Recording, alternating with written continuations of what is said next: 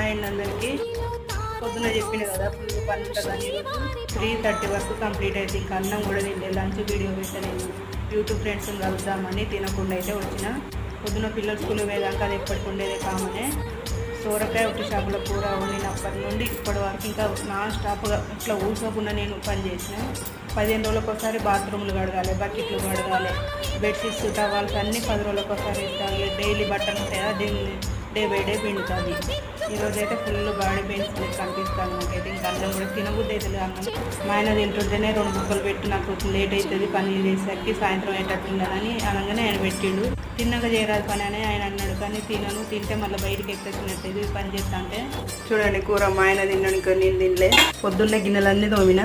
చూడండి బెడ్షీట్స్ టవాళ్ళు ఇక్కడ ఈ రూమ్లో కూర వండి గిన్నెలతో మీ బట్టలు జడిచ్చి బండలు తుడుచుకొని ఇప్పుడు ఇట్లా స్నానం చేసి ఇట్లా కూర్చున్నాం. మిమ్మల్ని కలుద్దాం.